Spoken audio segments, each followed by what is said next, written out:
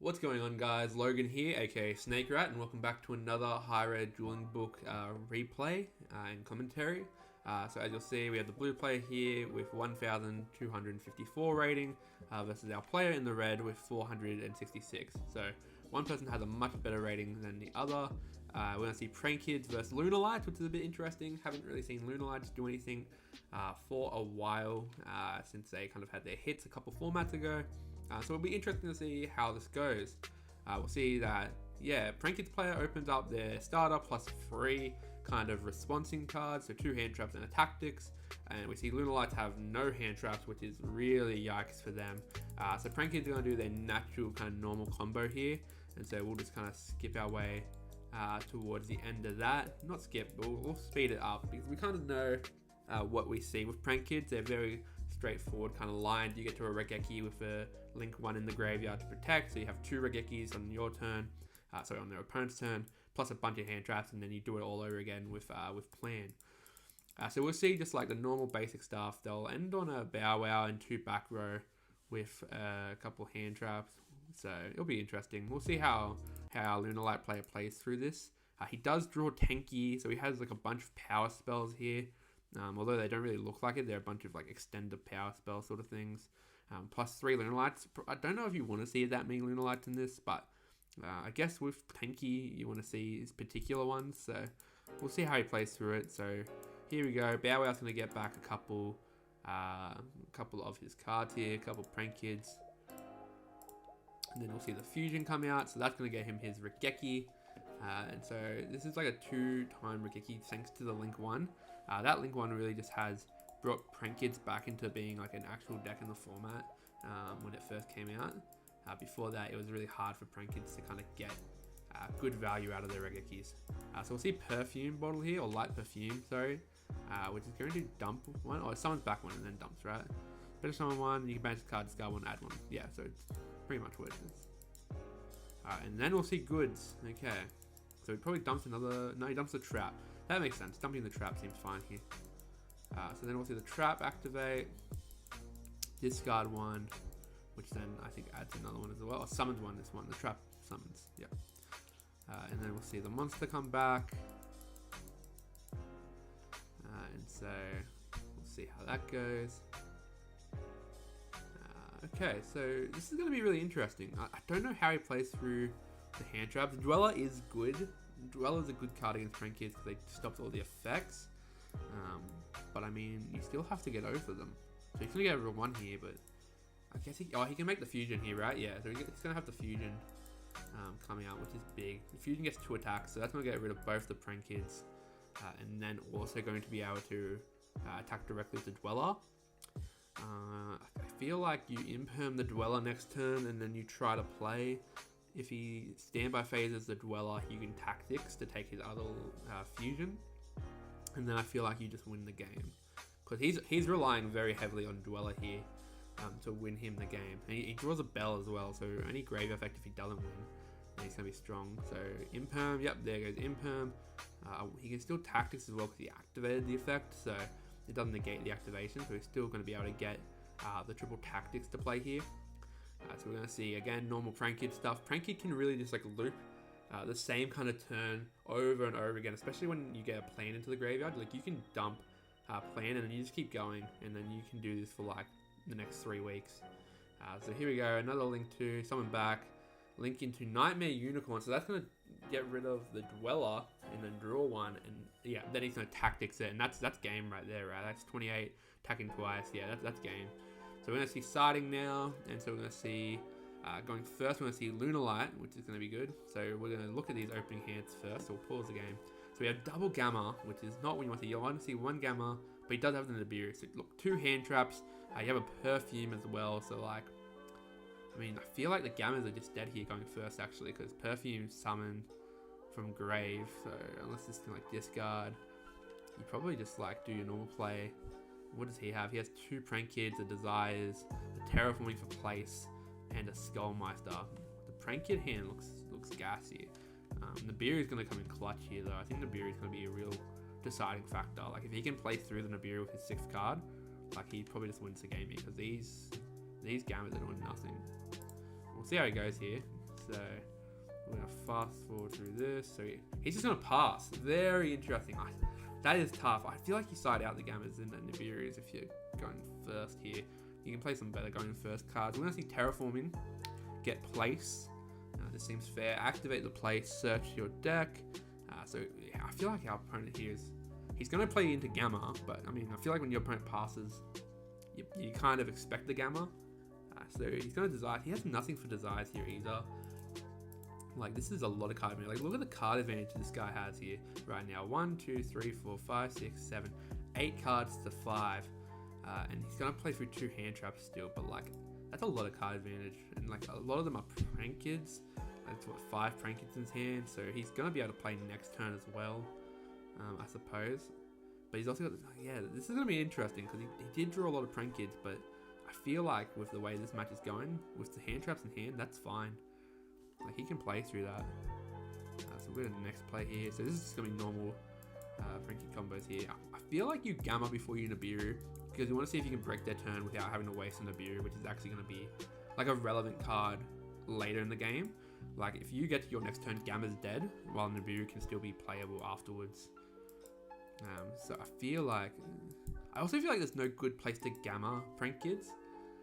So it's interesting to see what he actually does end up Gammaing. Well, he's going to Nibiru, okay, that seems fair. So Nibiru gets him a token. That's probably going to end the Prank Kids player's turn, because he can't summon again. Yeah, that's going to be it, right? Yeah, so there's the end phase. Again though, these Gammas are just dead now. Like, I feel like you want to use the Gamma. I guess they're discard fodder, but like, that feels painful. I suppose we'll see how it goes, but yeah, the Gammas are just dead.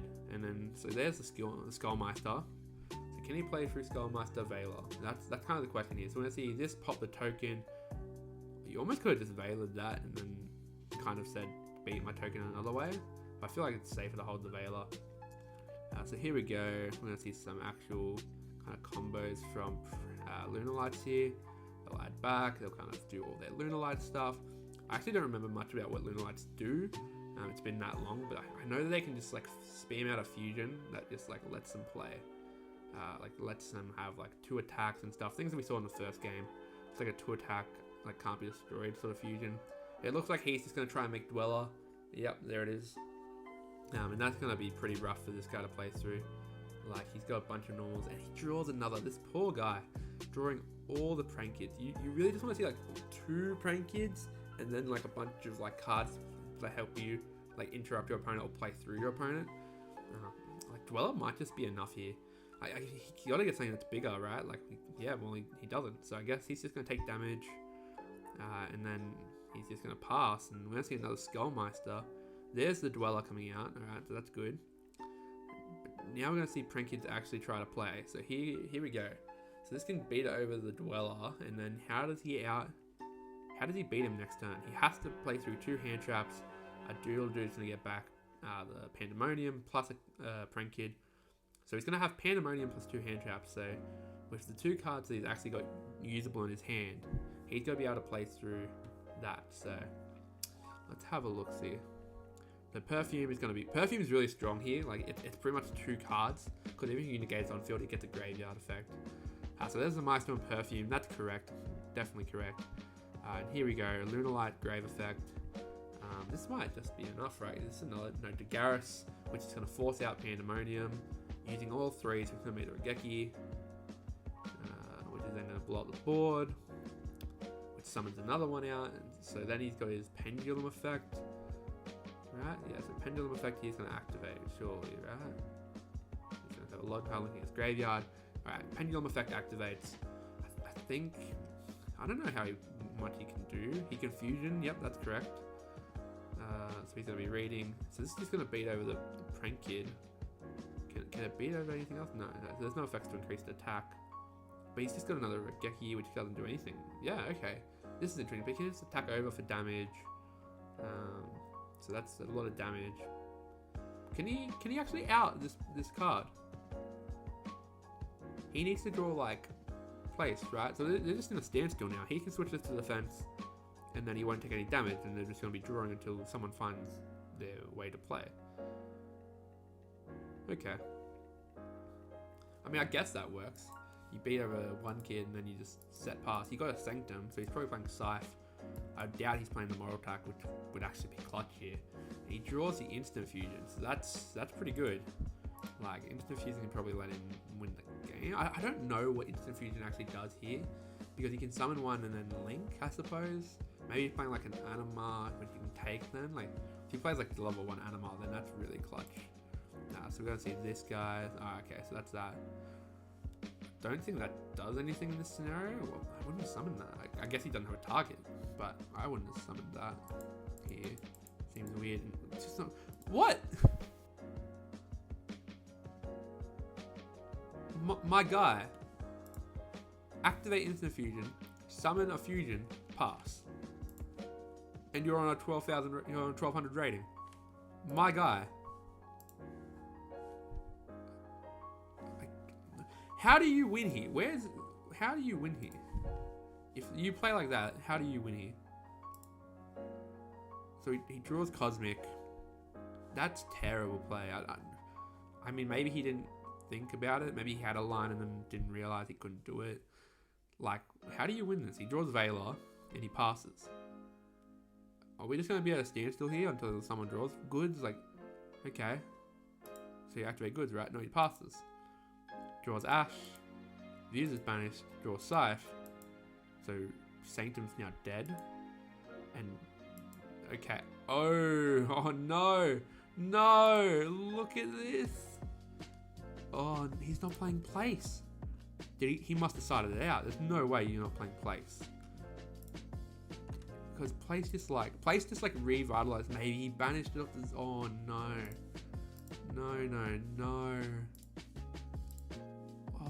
Can we check this? Yeah, we can. He's just not playing it. Okay. Well, I guess we go to game 3 then. That's so weird. He had decided it out. I do not believe he's not playing Place. Place just lets like the Pranky player keep going for that exact reason. Like if he plays Place, he can put a bunch of cards back and then goes again. I'm so confused. Now, let's have a look at these hands first. So we got Veiler, 2 Veilers and a Skullmeister, Desires and a Place. That's strong going second. I got a couple Lunalight cards, a Sanctum, a Twin Twister, and a Nibiru. Also strong. This could be a good game, but this is strong openings for both players. So here we go. He's going to let that go through. Going to do this effect. That should see out Meister. He's reading. Nup, he allows that to go through. Bounce to summon. And then he's going to summon that. Okay, no, he's not. He's going to reveal the effect, discard, and then effect banish, which gets Meister, set Sanctum pass. Okay, so one Sanctum here. He didn't set the Twister, which would have been good here because he could have then twisted Place, and then I feel like he just gets a lot of advantage of that. So we'll see where it goes. So he gets another Prank Kid. He summons another Prank Kid, and now there's Scythe. So he's saying on summon. So there's no way you're doing this afterwards. So you summon Scythe. That's pretty big. Prank Kid's turn is pretty much just over here, right? We're going to see Desires come down. So that's going to banish 10.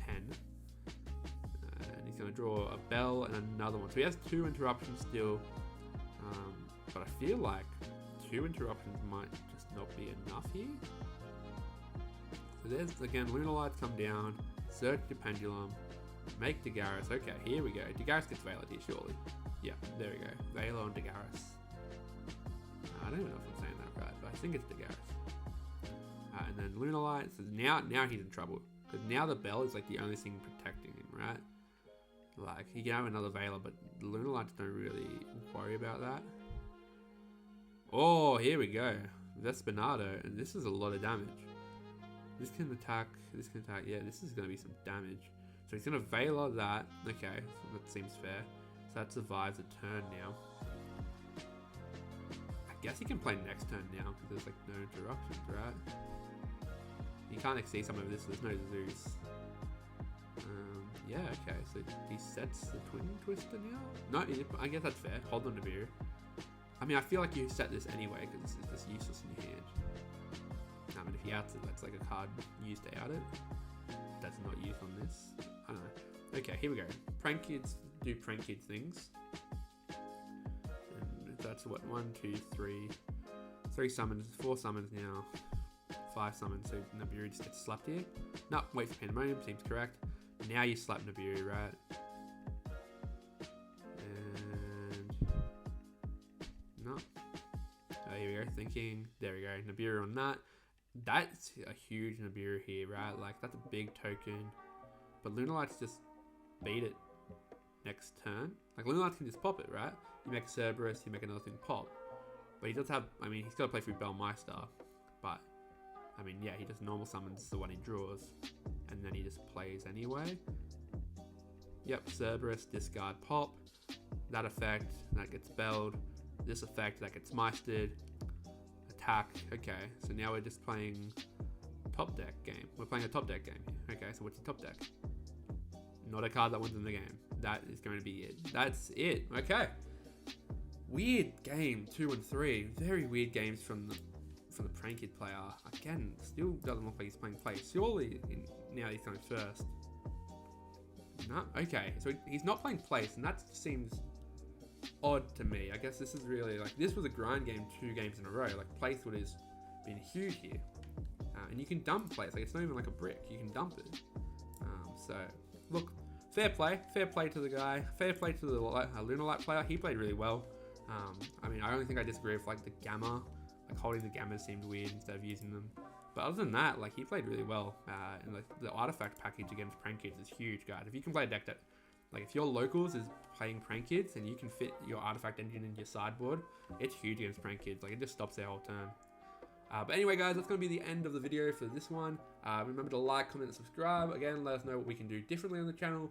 Let us know what sort of duels you want to see. If you want to see certain decks, if you want to see some more Tri-Brigade, if you want to see some Drytron. We'll try to get the duels that you want to see on the channel. So that way we can keep making the best content for you guys. Thank you very much and subscribe. Cheers.